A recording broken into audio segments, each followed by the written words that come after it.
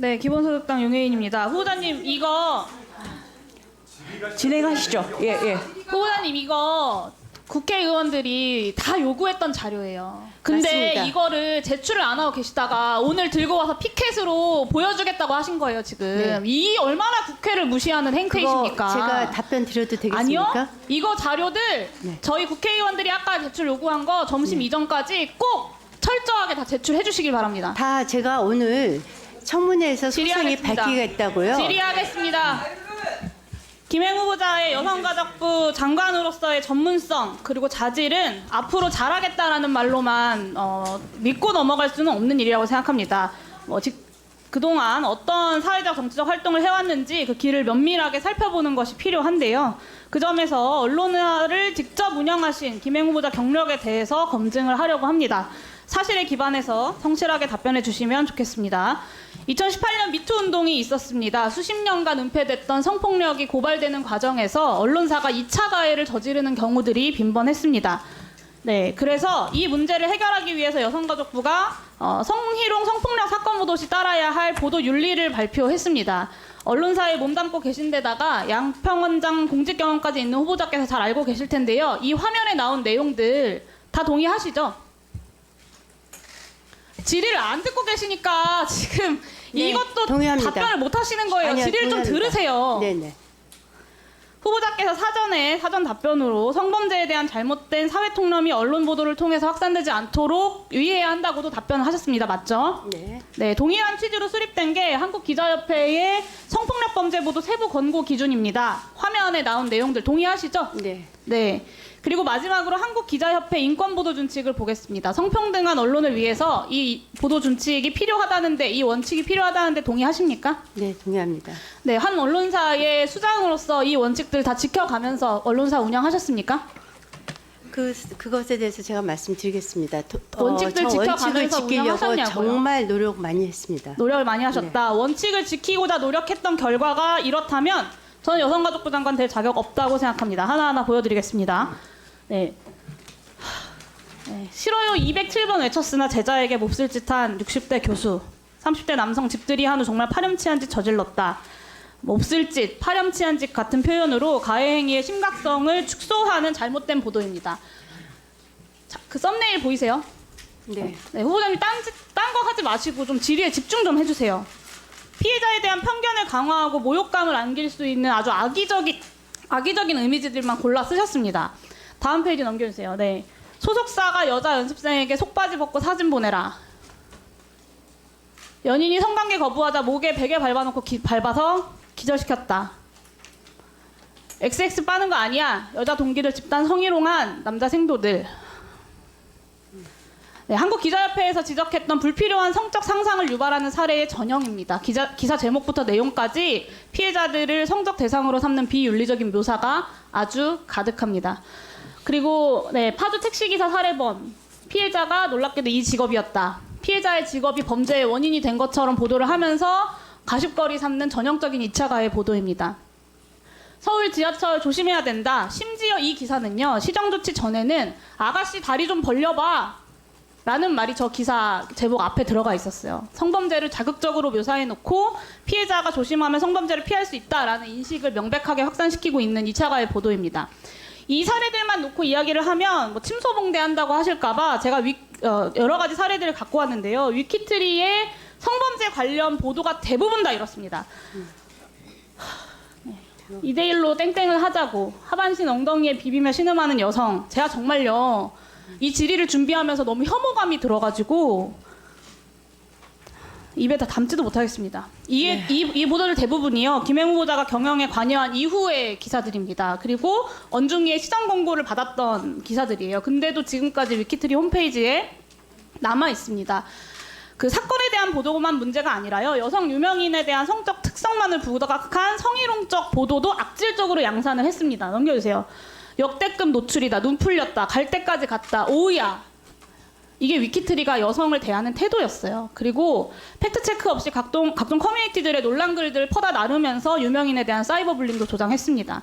지난 몇 년 동안 가십성 기사와 성희롱 그리고 악성 댓글로 인해서 여성 유명인들의 죽음이 연달아 발생했음에도 불구하고 반성하는 모습이 없이 계속해서 이런 기사들을 양산했고, 누군가를 죽음으로 내몰면서까지 트래픽 수를 올리는 데에만 위키트리가 정신이 팔려 있었던 겁니다.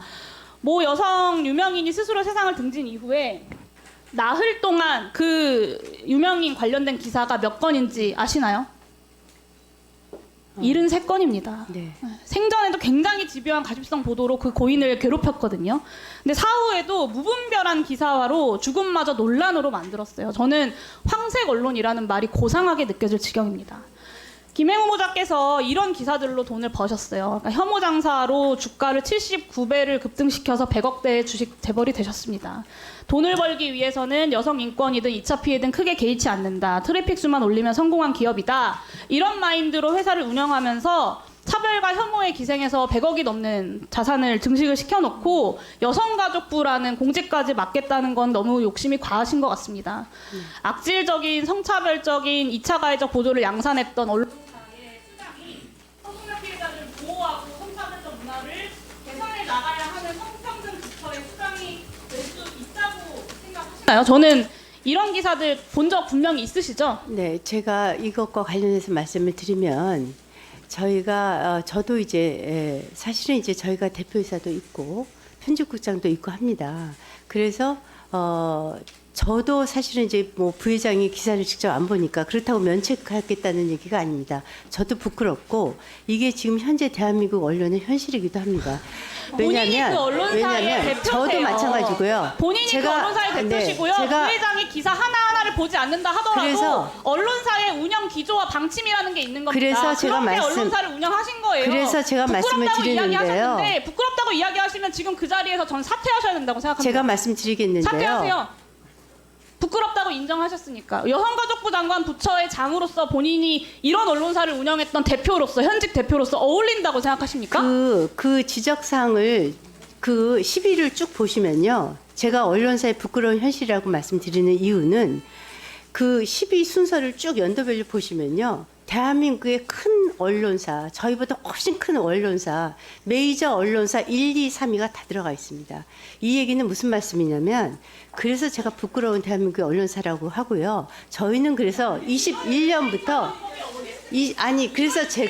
그래서 제가 이렇게 얘기했어요. 김행 후보자의 무능이 아니라 유능의 결과라는 걸 이따가 추가. 그걸로 유능이 아니고요.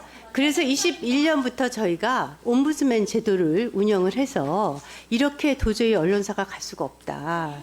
그래서 제가 네. 후보자의 해명이 맞지 않다는 걸 제가 이따가 추가 질의에서 다 말씀드리겠습니다. 네. 기본소득당 윤혜인입니다. 후보자님, 오전에 위키트리의 악질적이고 성차별적이고 2차 가해를 양산해온 보도들에 대해서 언론사들의 부끄러운 현실이다라는 말씀을 하셨어요. 네. 뭐 위키트리만 그런 게 아니고 대한민국 주요 언론사들의 주요 행태다라는 이제 변명을 하신 건데, 대한민국 언론사가 몇 개인지 아십니까? 어디까지가 기준일지 모르겠지만 수천 개, 수만 네, 개까지도. 2021년 12월 31일 기준으로 제가 확인한 언론사가 5,397곳이고요. 이 중에 인터넷 신문 사업체가 4,084곳입니다. 그러니까 성상품화 2차 가해성 기사, 혐오 장사로 그 인터넷 신문 사업체들이 다 돈을 벌고 있는 것처럼 이야기를 하셨는데, 저는 언론 종사자분들께 사과하셔야 된다고 생각하고요. 위키트리처럼 하지 않고 정도를 걷는 언론사들이 훨씬 더 많다는 점을 말씀드리겠습니다. PPT 띄워주시고요. 메이저 언론사 1, 2, 3위가 다 이름을 올렸다라고 하셨어요. 화면 보세요. 지난 19년부터 22년까지 언론중재위원회 시정권고 현황입니다. 보이시죠? 네, 보입니다. 4년 동안 꾸준히 이름을 올린 언론사 어딘지 보이시나요? 네. 네, 인사이트, 위키트리, 디스패치, 세계일보 4개뿐입니다. PPT 넘겨주세요. 위키트리랑 인사이트가 이제 선두를 다퉈요. 그러니까 전체 시정 광고 수를 살펴봐도 인사이트가 155회, 위키트리가 98회, 디스패치가 96회예요. 그러니까 이 대한민국 언론의 현실이 아니라 사실은 위키트리의 현실이었던 것이고 그 위키트리의 현실이 대한민국의 이런 언론의 보도의 문제점들을 선도한 겁니다. 그러니까 그것을 선도하는 데 성공한 기업인이신 거예요. 전체 4,804곳 언론사 중에서 인터넷 언론사 중에서 시정 권고 1, 2등을 다퉜던 게 위키트리인데 이래도 위키트리의 혐오 장사가 대한민국 언론 모두의 현실이고 책임입니까? 답변해 보세요. 제가 말씀드렸듯이 이러한 기사가 나온 것에 대해서 저도 상당히 유감스럽게 생각을 합니다. 그리고 그 부분에 대해서 정말 드릴 말씀이 없습니다. 그래서 노력하려고 옴부즈맨 제도를 네, 제가 그 부분 뒤에서 말씀드릴게요. 그리고 그 이후에 제가 말씀드릴게요. 특히 위키트리를 노력을 하셨다고 하는데 황색 언론으로 위키트리를 만드는데 김행 부회장님께서 혁혁한 기여를 했다는 것이 더 문제입니다. 2022년에 숫자가 줄었다, 본인 노력으로 그렇게 됐다라고 말씀하셨는데 애초에요 이렇게 늘어난 게 김행 후보자가 경영을 맡은 이후에 이렇게 늘어난 거예요. 그렇진 않고요. 맞습니다. 보세요. 네. 2017년까지 한 자릿수였던 시정 권고수가 김행 후보자가 경영에 관여했던 2018년부터 두 자릿수로 폭증합니다. 원래는 한 건, 3건, 8건이었거든요, 위키트리가.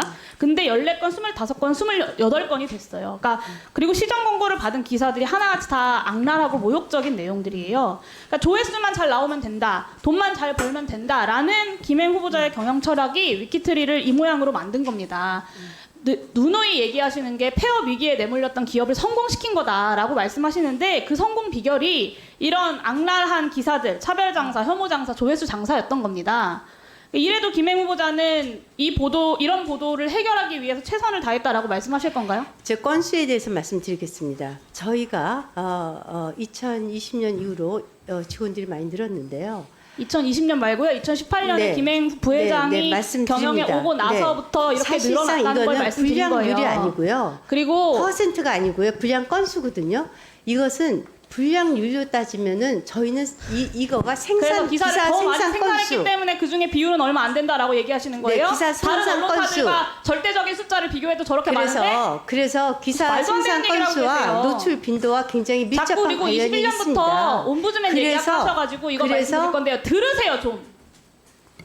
본인이 했다는 거, 본인이 옴부즈맨 도입하고 뭐 해결하려고 노력했다는 걸 보니까 문제가 있었다는 건 알고 계셨던 거예요. 제가 다른 것도 보여드릴게요. 네, 2019년 3월 김행 위키트리 부회장의 SNS 게시글입니다. 보이시죠? 이 기사 기억나세요? 제가 정말 구역질이 나지만 꾹 참고 읽어봤는데요. 들어가 보니까 지하철 장비 부딪히는 소리예요. 근데 그거를 마치 뭔가 무슨 외설적인 일이 있는 것처럼 호도하는 아주 전형적인 선정적인 낚시성 기사입니다. 이거를 김행 후보자 본인 SNS에 진짜라고 하면서 공유하셨어요. 맞죠? 본인 계정 맞죠? 네, 심지어 김건희 여사가 좋아요도 누르셨더라고요. 그러니까 후보자 개인 SNS에 이런 공유 글들이 차고 넘쳐요. 그런데 나는 노력했다. 그 말을 누가 믿겠습니까? 하나만 더 보여드릴게요. 2019년 3월 김행 후보자의 SNS 게시글입니다. 동영상까지 찍혔다. 영상 속 행위 시키더라. 이런 피해자의 호소에서 자극적인 부분만 도려낸 아주 악의적이고 비윤리적인 보도입니다. 1분만 보세요. 이런 보도에 김행 장관 후보자가 심지어 크레이지라고 어떤 가십으로 치부하는 코멘트를 달아서 공유했어요. 이게 고위공직자의 성접대와 성폭력 사건을 대하는 위키트리 부회장 김행 여성가족부 장관 후보자의 태도입니다. 정말 처참한 인식이고요. 저게 KBS 동영상을 제가 한 거 아닙니까? 그리고 거짓말로 넘어갈 수 있다고 생각하시는 것 같아서 말씀드리는데요. 김행 후보자가 2018년에 조회수 장사에 눈이 팔려서 이 선정적 언론사를 만든 주범이자 핵심이에요. 그러니까 다른 방면으로 최선을 다하신 건데 모 취업 정보 사이트에서 2018년부터 2023년까지 소셜뉴스에 재직한 직원들의 리뷰를 추천해서 분석한 결과예요. 제가 한 게 아닙니다. 단점의 가장 큰 키워드가 경영진이에요. 조회수 압박이 심해진다. 조회수 실적 낮으면 연봉이 깎인다. 트래픽 기사 공장이다. 자극적 이슈만 찾게 된다. 이런 회사 기조에 대한 운영 기조에 대한 직원들의 호소가 넘쳐납니다. 언론이 보도한 위키트리 내부 증언을 봐도 마찬가지예요. 2018년부터 직접 업무를 통제하면서 조회수 중심의 분위기를 주도했고 트래픽 기준으로 인사를 평가했고 원중위 조정 등의 공적 규제도 제대로 반영하지 않았다라는 증언이 보도에 있습니다. 심지어 오전에 제가 질의하자마자 저희 의원실로 위키트리에서 재직하셨던 분의 전화가 왔어요. 김행 부회장의 말씀에 동의할 수가 없어요. 그러니까 어떤 기사를 써라 쓰지 말아라까지 부회장님 저기 요계인 의원님, 이게 마이크가 꺼져서 이렇게 좀 전달돼야 될 중요한 내용들이 있으면 다음에 하시는 게 더 좋을 것 같습니다. 네. 그리고 페이스북 중심의 자극적 보도 경쟁이 시작됐다. 그리고 옴부즈맨도 말이 옴부즈맨이지 사실상 김행 부회장이 임명한 낙하산 인사였다. 이런 얘기를 하셨어요. 이 수십 명, 수백 명 직원의 입을 다 막으실 수가 없어요. 저는 차별과 혐오에 기생한 추악하고 천박한 혐오 장사를 위키트리가 했고 그 중심에 후보자께서 있다라는 말씀을 드리겠습니다. 제가